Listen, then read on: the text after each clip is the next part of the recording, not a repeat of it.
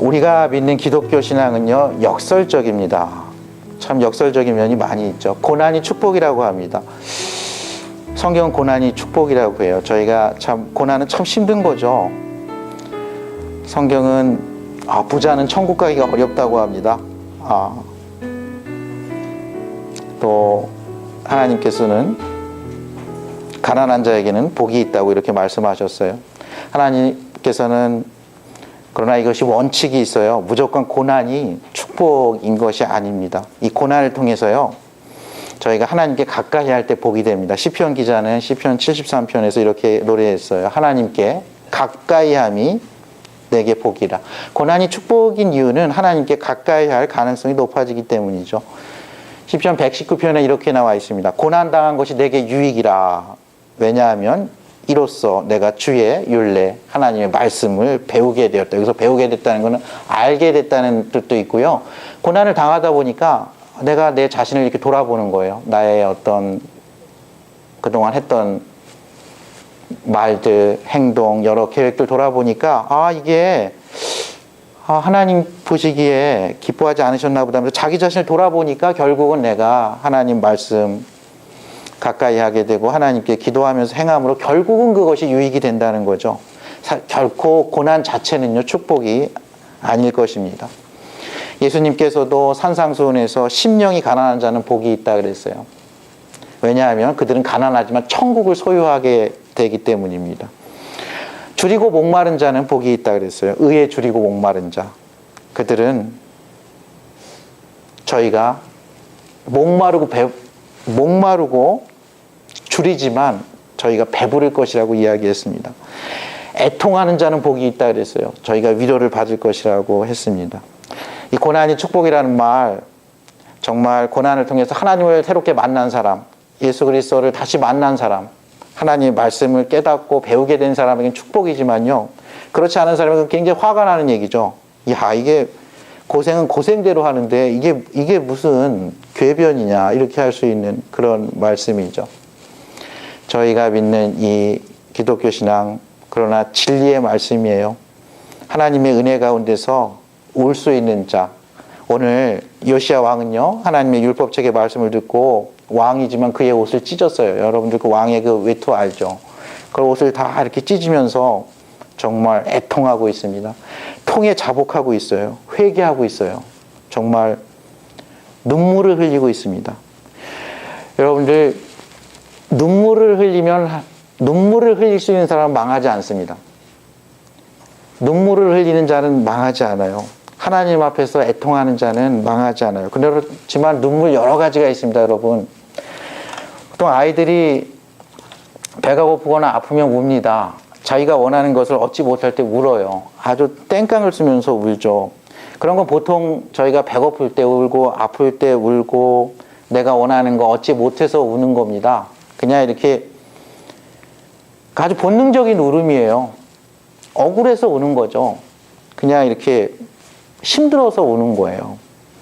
근데 그거보다 약간 차원이 높은 눈물이 있죠. 마음의 눈물이에요. 저희가 슬퍼서 우는 거죠. 불쌍해서 우는 거예요. 긍휼에 여겨서 우는 거죠. 저희가 드라마나 영화를 볼 때 감정이 이렇게 이입돼서 울 수 있어요. 저는 이제 제가 어렸을 때 그걸 왜 봤는지 모르겠는데 그 눈물을 가장 많이 흘린 그런 드라마가 있었는데 그게 제목이 미워도 다시 한 번이라는 거예요. 미워도 다시 한 번. 근데 왜 울었는지 잘 모르겠는데 어머니가 많이 울고 옆에서 그냥 같이 울었고 굉장히 이렇게 막 비도 내리고 막 이랬던 것 같아요. 잘 기억도 안 나는데 그래서 우는 거죠. 또 반대로 감동이 있어도 웁니다. 여러분 감동적인 드라마를 봐도 울고요. 너무 기뻐도 울 수 있어요.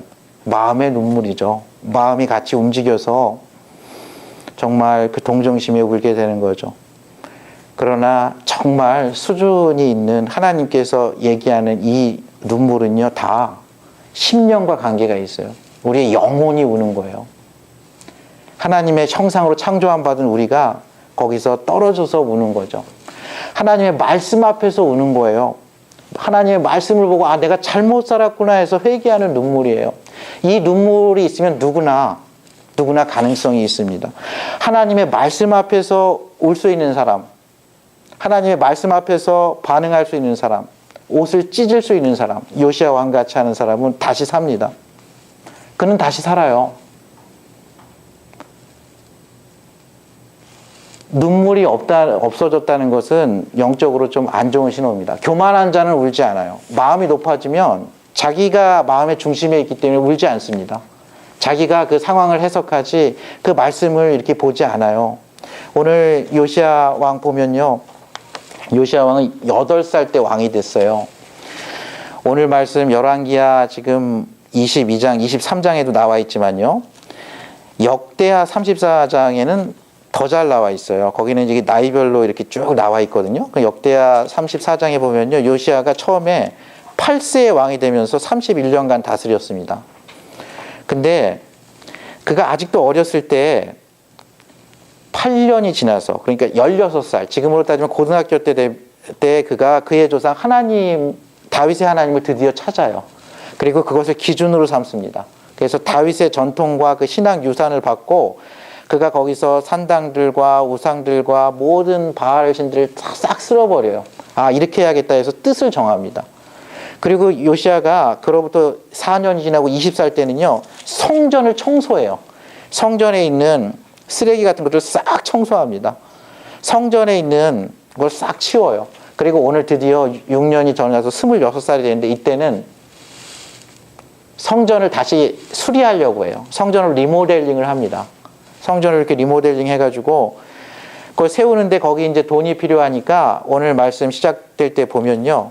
사람들을 보내가지고 성전에 들어오는 그 헌금들 성전 수리하는 목수와 건축자와 미장이에게 주고 그 성전을 다시 수리하게 하라는 거예요. 그리고 그 돈을 맡기되 그거 하나하나 이렇게 돈 세는 거 회개하지 말라고 해요. 왜냐하면 그들이 신실하게 행할 것을 믿고 있어요. 이게 굉장히 중요합니다. 여러분들, 저희의 마음이 어디 있는지 알려면 성경은 저희에게 그렇게 이야기해요. 너희의 재물이 있는 곳에 너희 마음이 있다고. 저희가 돈을 어디다 쓰는지 보면은 저희가 마음이 어디 있는지 알 수 있죠. 건강을 소중하게 생각하는 사람은 돈의 대부분을 건강을 관리하는 데 쓸 것입니다. 자녀를 소중하게 생각하는 사람은 자녀를 위해서 돈을 아낌없이 쓸 거예요. 자녀가 필요하다는 것, 자녀가 공부할 때 필요한 것, 생활할 때 필요한 것, 최대한 이렇게 지원하려고 할 거죠. 그게 우리 마음이죠. 우리가 돈을 어디다 우선순위를 두고 쓰느냐가 정말 우리가 어떠한 사람인지 알 수 있게 하는데, 이 요시야 왕은요, 하나님을 예배하는 곳, 하나님의 성전, 이곳에 그 헌금을 쓰길 원했어요. 그래서 그걸 회개하지 말고 하나 둘 세지 말고 다 그쪽으로 돌리라고 하는 겁니다. 그래서 목수와 건축자와 미장이와 성전들을 수리하는 사람들이 성전을 잘 수리하고 재건할 수 있게 하라고 해요. 근데 그 와중에 성전을 수리하는 와중에 이게 율법책을 하나 발견한 거예요. 이게 참 아이러니하죠. 성전은 하나님의 율법이 선포되는 곳이에요. 율법책이 널려 있어야 되는 곳이에요. 언약궤 옆에 두고 모일 때마다 하나님의 율법책을 꺼내서 읽었어요. 설교를 했어요. 근데 율법책이 숨어 있는 게 하나 발견된 거예요. 여러분들, 이 유다왕 요시야가 8세의 왕이 된 배경이요, 그의 아버지 아몬이 너무 패역하게 행하니까 그의 신하들이 아몬왕을 반역하고 죽입니다. 그런데 그의 아들 요시야를 왕을 삼는데 그때가 8살이었던 거예요. 근데 그 위가 어떤 왕이냐면 가장 패역했던 왕 므낫세예요. 시스기야의 아들이죠. 므낫세와 이 아몬 왕으로 인해서 이 성전은 완전히 우상들의 속을 정말 청소를 해야 되는 그런 곳. 그리고 이 므낫세와 아몬이 얼마나 악했냐면 하나님의 말씀 전하는데 다 죽였어요. 이사야 선지자 톱에 켜서 죽였다고 알려집니다. 하나님의 율법칙 다 감춰야 됐을 거예요. 아마 숨겨둔 하나가 우연히 발견된 것 같아요. 그걸 가지고 왔죠. 왕 앞에서 읽었어요. 11절에 보면 왕이 율법책의 말을 듣자 곧 그의 옷을 찢으니라. 왕이 율법책의 말을 듣자 곧 그의 옷을 찢으니라. 하나님의 말씀을 듣고 그 옷을 찢은 것입니다.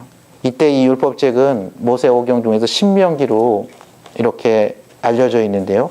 신명기에는 이런 말씀이 있어요. 신명기 28장에 보면 신명기는 너희가 이제 앞으로 갈 가나안 땅에서 너희가 이렇게 살면 살고 너희가 이렇게 살면 반드시 죽는다는 하나님의 약속의 말씀이에요. 반드시 이렇게 하면 너희가 축복을 받고 너희가 이렇게 하면 반드시 저주를 받는다는 하나님께서 하신 그런 말씀이에요.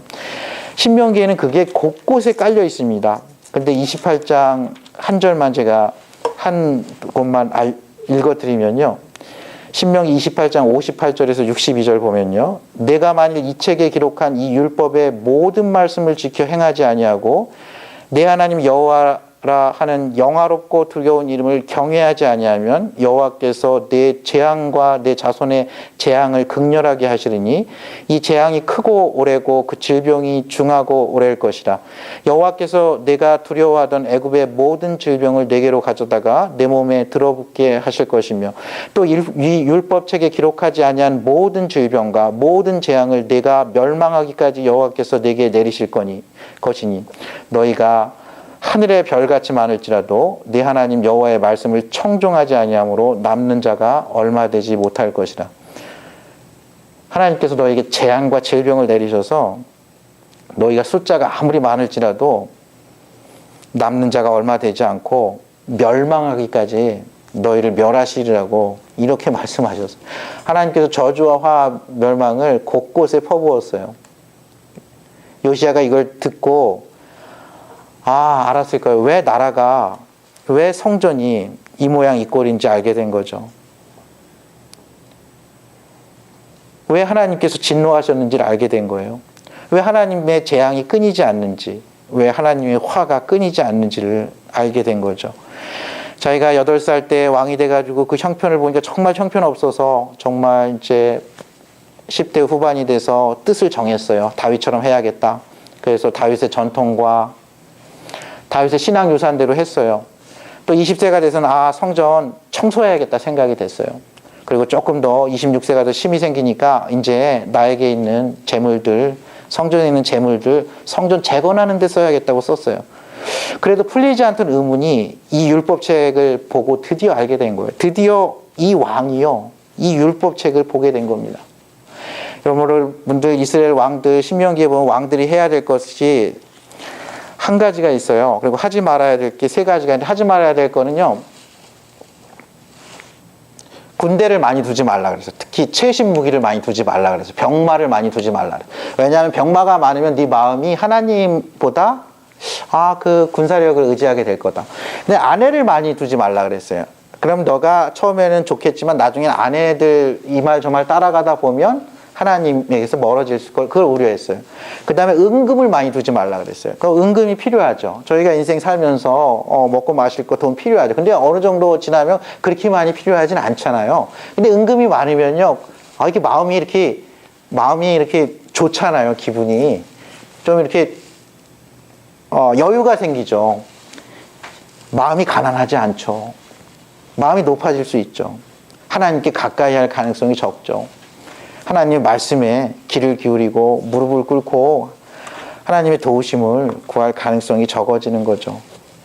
근데 한 가지를 하라 그랬어요. 한 가지를 하라 그러는 거 너무 유명한 구절이어서 제가 한번 찾아드릴게요. 신명기 17장 20절 말씀입니다. 신명기 17장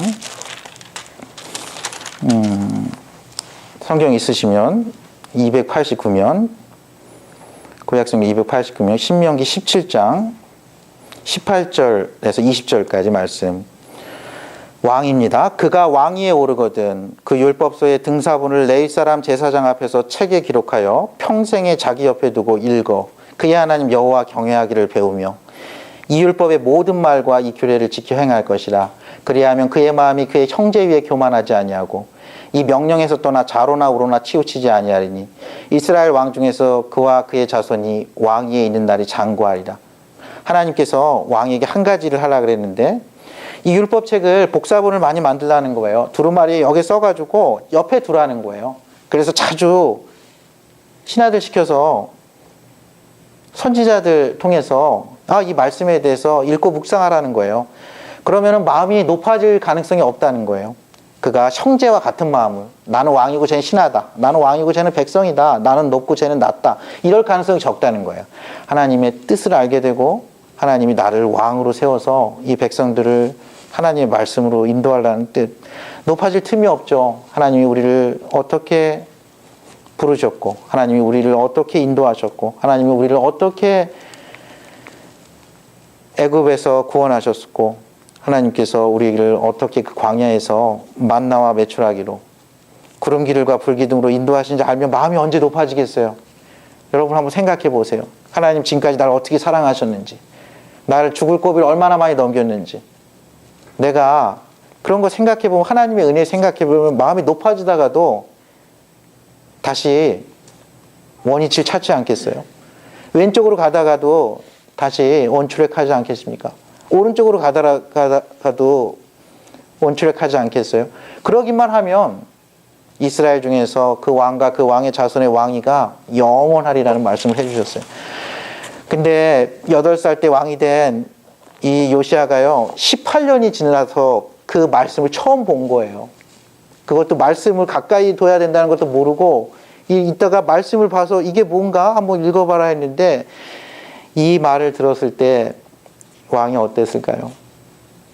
여러분 이상하지 않아요? 이스라엘은 하나님의 선민이에요. 하나님의 성전에는 하나님을 찬양하는 노래가 계속됐어요. 하나님의 말씀이 계속 선포됐겠죠.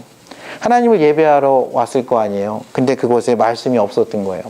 여러분들, 저희에게 성경책 정말 많습니다. 하나님의 진리의 말씀 많죠. 그러나 저희는 그 말씀 앞에서요, 실제로 그 말씀 앞에서 옷을 찢어야 됩니다. 그 말씀에 반응해야지만 그 말씀이 저희를 살리는 거예요. 저희가 말씀을 평가하는 게 아닙니다. 말씀이 저희를 찢는 거예요. 히브리서 기자는 하나님의 말씀은 살아있다 그랬어요. 하나님의 말씀은 운동력이 있다 그랬어요. 하나님의 말씀은 힘이 있다 그랬어요. 좌우에 날선 어떤 검, 이쪽도 베고 저쪽도 벤, 왼쪽 오른쪽 다 베는 어떤 검보다도 이게 아주 샤프해가지고요, 아주 예리해가지고 그게 우리 마음도 갈라친다는 거예요. 네 마음이 높은지 낮은지, 네 마음이 가난한지 교만한지, 네 마음이 겸손한지 아닌지, 네 마음이 하나님 뜻 합한 자인지 갈라친다는 거예요. 영혼도 갈라친다는 거예요. 네 영혼이 하나님 마음에 합한지 아닌지, 하나님께서 기뻐하시는지 아닌지, 너의 영혼 가운데 깊은 곳에 너가 어떠한 동기를 행하는지 그걸 안다는 거예요. 관절과 골수도 찔러 쪼갠다는 거예요. 우리의 영과 혼과 육의 모든 것, 우리의 전인격을 성경 말씀은 꿰뚫습니다. 여러분들 성경 말씀 가까이에서 제대로 반응하면요, 여러분들의 과거가 이해가 돼요. 아, 그래서 내가 그때 고난이 있었구나. 근데 만약에 여러분들 성경 말씀 앞에 쓰지 않으면은 그냥 내가 생각하는 거예요.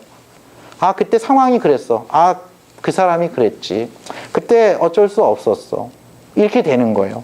물론 그거는 본능적인 차원에서, 마음의 차원에서 맞는 얘기예요. 그러나 하나님의 깊은 뜻, 그 성령의 그런 깊은 뜻, 하나님이 나에게 과거를 그렇게 걷게 하셔서 오늘 이 땅에 있게 하는 그 이유를 제대로 알 수는 없습니다. 하나님의 말씀에 바로 내 옷을 찢잖아요. 그러면 하나님께서 나에게 말씀하세요. 내가 나의 현재가 왜 이런지 알아요. 그리고 하나님께서 인도하세요. 하나님의 말씀은 내 발의 등이요, 내 길에 빛이 돼서 나를 인도하십니다. 어두운 가운데 빛이 돼요. 내가 어디로 가야 될지 모를 때 하나님께서 진리의 말씀으로 인도하세요. 실제로 그렇습니다. 그리고 또 하나님의 말씀은 마음의 생각과 뜻을 판단합니다. 너의 판단, 이것은 옳고 이것은 그르다. 사람이요 100% 순수하기 어렵습니다. 여러 가지 섞여 있는데 하나님께서 그곳에 그 보석과 같은 마음에 돌을 골라내요. 티를 골라냅니다.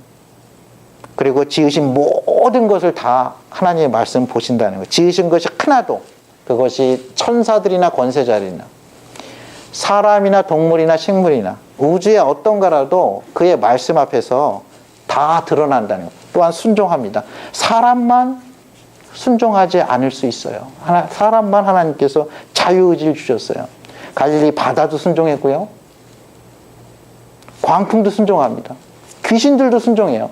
사망 권세까지도 순종해요. 그리고 그 말씀을 기준으로 나중에 결산을 합니다.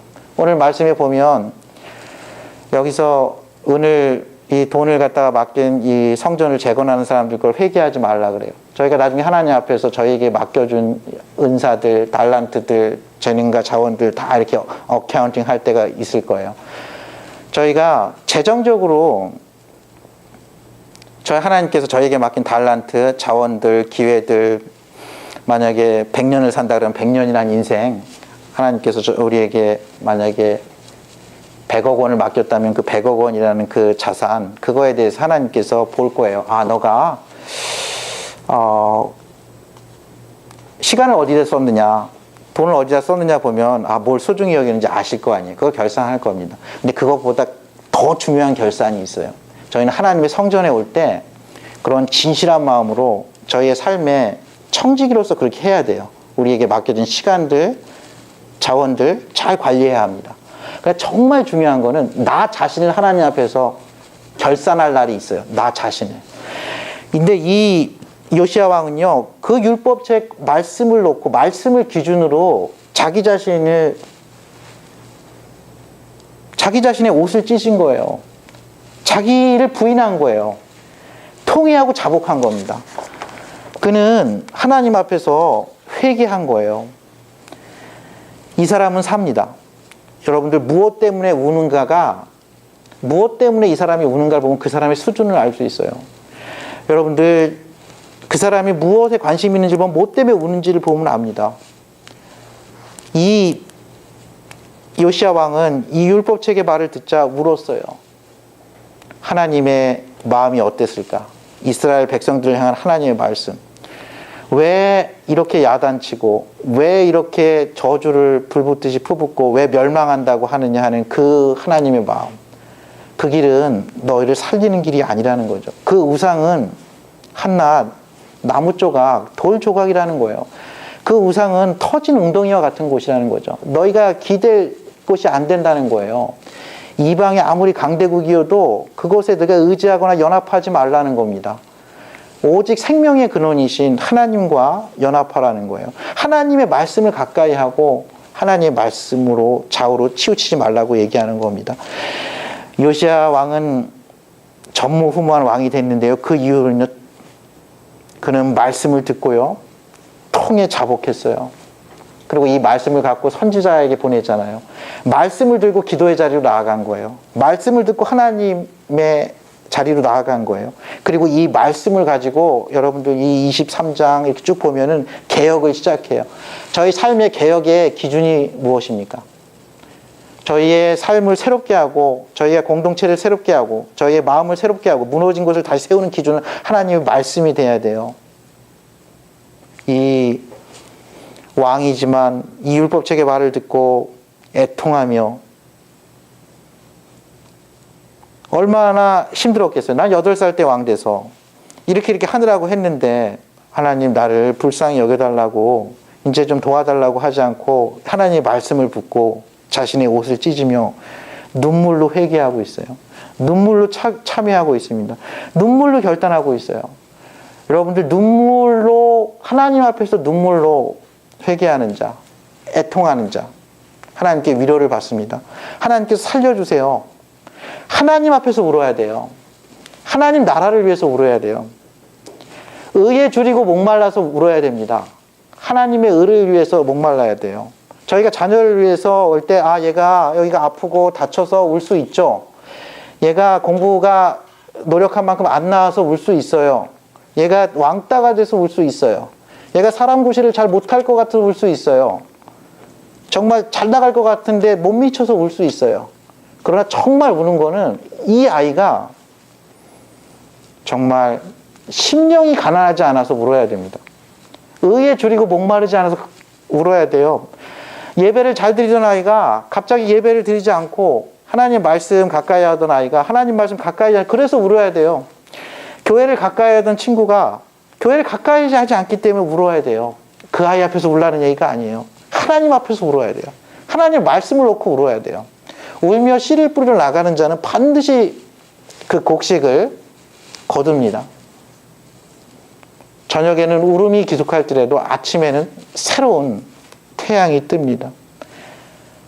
이 요시야 왕 하나님 말씀 앞에서 운 거예요. 하나님을 위해서 우는 겁니다. 하나님의 백성들을 위해서 우는 거예요. 내가 억울해서, 내가 힘들어서 그래서 우는 게 아니라는 거죠. 저희는 이 말씀을 가지고 기도하는 자가 되어야 합니다. 이 말씀을 갖고 기도하니까 하나님께서 이것을 이렇게 응답을 해줬어요. 너희를 보내 여호와께 묻게 한 자. 이 말씀으로 하나님의 사람에게 가서 기도하게 한 자에게 이 선지자 훌다가 이렇게 얘기해요. 19절에 보면 내가 이곳과 그 주민에게 대하여 빈토가 되고 저주가 되리라 한 말을 내가 듣고 마음이 부드러워져서 여호와 앞 곧 내 앞에서 겸비하여 옷을 찢고 통곡하였으므로 나도 내 말을 들었노라. 여호와가 말하였느니라. 그러므로 보라 내가 너로 너의 조상들에게 돌아가서 평안히 묘실로 들어가게 하리니 내가 이곳에 내리는 모든 재앙을 내 눈이 보지 못하리라 하셨느니라. 하니 사자들이 왕에게 보고하니라. 요시야 왕 때 남유다가 멸망하지 않습니다. 이때 이후로 여호야긴 해가지고 한 20년 있다가 바벨론에서 예루살렘이 돌 위에 돌 하나 남지 않고 싹 없어져요. 사람들도 다 끌려갑니다. 근데 율법책 앞에서 하나님의 말씀 앞에서 자신의 이 옷을 찢고요. 이 말씀을 가지고 하나님께 나아가서 기도하고 이 말씀으로 삶을 개혁하려는 이 요시야 왕의 이 기도를 하나님께서 듣고 이렇게 얘기해 준 거예요. 내가 내 기도를 들었다. 내 마음이 부드러워져서 겸비해서 겸손하게 내 앞에서 옷을 찢고 통곡하여서 내가 그 기도에 응답했다는 거예요. 너는 조상들의 묘실에 평안히 간다는 거예요. 너 때에는 멸망하지 않는다고 하나님께서 말씀하셨어요. 이 요시야 왕, 하나님 앞에서 옷을 찢은 이 한 왕에 의해서요, 이스라엘이 그들의 멸망이요, 그때에 오지 않았어요. 한 세대가 지나서 멸망이 옵니다. 멸망하지 않았어요. 하나님께서 그들에게 유예 기간을 주셨어요. 그레이스 피리어드를 주셨어요. 은혜를 베푸신 거예요. 한 왕의 옷을 찢음으로 인해서. 여러분들, 저희는 성경 말씀을 볼 때 저희의 마음을 찢어야 돼요. 저희의 옷을 찢어야 돼요. 저희 심령을 찢고 통회하고 자복하고 하나님 앞에서 눈물을 흘려야 돼요. 하나님 앞에서 눈물을 흘리는 사람은 절대 망하지 않습니다. 하나님 앞에서 자녀를 내어놓고 절대 망하지 않아요. 하나님이 그런 분이 아니거든요. 하나님께서는 너희가 마음을 낮추고 내 앞에서 울면 그 기도를 들어주신다 그랬어요. 여러분들, 바리새인들은 한 번도 울지 않아요. 바리새인들은 나는 이래야 한번 뭐하고 그래서 감사하다 이렇게 해요. 세리는 멀리서 하나님을 보지도 못하고 나를 불쌍히 여기셔서 이렇게 얘기해요. 통에 자복하는 심령으로 성전 멀리서도 이렇게 기도해요. 하나님이 그 기도를 들어주신다 그랬어요. 여러분들, 가룟 유다가 회개했다는 얘기 못 들어보셨죠? 가룟 유다도 후회의 눈물을 흘렸어요. 마음으로 후회한 거예요. 내가 잘못했구나. 그렇지만 하나님의 말씀 앞에서 정말 통에 자복하지 않았어요. 여러분들, 베드로 3번이나 부인했던 예수님의 수제자, 닭이 3번 울자 밖으로 나가서 통성대곡합니다. 베드로는 회개의 눈물을 흘렸던 거예요. 여러분들, 다윗이 나단 선지자가 네가 그 사람이다, 네가 살인하고 간음한 그 사람이다, 죽을 사람이다 했을 때 통에 자복하면서 51장에서 이렇게 얘기해요. 하나님이여, 주의 인자를 따라 내게 은혜를 베푸시며 주의 많은 긍휼을 따라 내 죄악을 지워주소서. 하나님께서 구하시는 제사는 상한 심령이라. 하나님이여, 상하고 통회하는 마음을 주께서 멸시하지 아니하시리이다. 하나님은 하나님 앞에서, 하나님의 말씀 앞에서 애통하는 자, 옷을 찢는 자를 사랑하십니다. 다시 살려주세요. 요 다음에 왕이 여호야김인데요. 여호야김은 예레미야 선지자 때 하나님의 말씀이 임해요. 너가 이제 저주를 받고 이 땅이 멸망할 거라 그래요. 근데 하나님의 말씀 그 두루마기에 써왔는데 어떻게 했는지 아세요? 이 큰 가위로 이렇게, 그때 겨울철이었대요. 그리고 옆에 화로가 있었어요. 하나님의 말씀이 임하는데 그 가위로 그 두루마리를 이렇게 선지자가 읽으면 이렇게 성경책을 잘라가지고 화로에 태워버렸어요. 화로에 태워버렸습니다.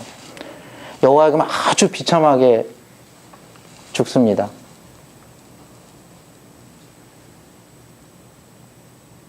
여러분들 하나님의 말씀 두렵고 떨림으로 대해야 해요. 저희가 실제로 성경을 잘라가지고요, 불에 태우진 않죠. 그렇지만 저희가 이렇게 판단하는 거죠. 성경이 나를 판단하게 해야 돼요. 하나님의 말씀이 살아 역사에서 나의 혼과 영과 골수와 관절을, 나의 모든 생각과 판단을 판단하게 하시고 내가 거기에 무릎을 꿇어야 돼요. 그렇지 않으면 저희는 인간이 참 마음이 높아져가지고요, 저희가 말씀을 자릅니다. 말씀을 재단해요. 그 취할 건 취하고 이렇게 내릴 건 내리고 가까이 할 건 가까이 하고 멀리 할 건 멀리 하죠. 그러면 죽습니다. 왜냐하면 말씀은요, 그것이 귀에 쓰건 입에 쓰건 하나님께서 우리를 살리시기 위해서 우리를 창조하신 그분의 생명으로 이르는 매뉴얼 같은 거예요. 우리를 인도하는 어두움 가운데 빛입니다. 우리가 어디로 가야 할지 모를 때 그것은 길이 돼요. 우리가 무거운 짐으로 낙심하고 그럴 때 우리를 다시 소생시키는 영혼의 양식이에요. 우리가 목마를 때 우리를 살리는 생수의 강입니다. 하나님의 말씀 앞에서 옷을 찢으시기 바랍니다. 하나님의 말씀을 들고 기도의 자리로 나아가시기 바랍니다.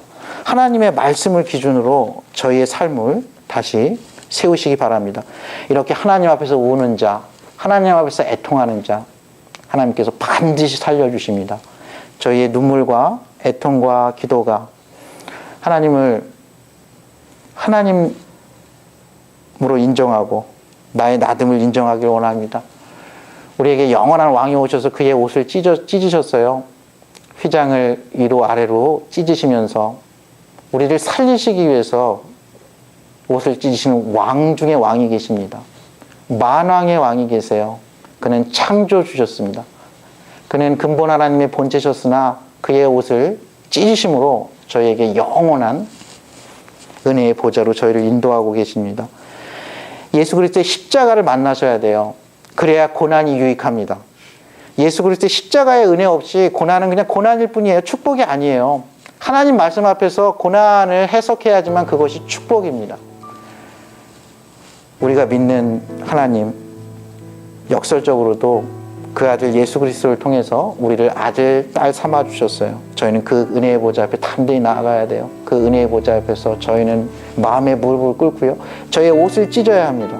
저희는 회개하고 참회하고 결단하며 하나님께 가까이 가야 합니다. 주께 가까이 하니 저와 여러분에게 큰 축복이 되길 주님으로 축원합니다. 함께 기도하시겠습니다.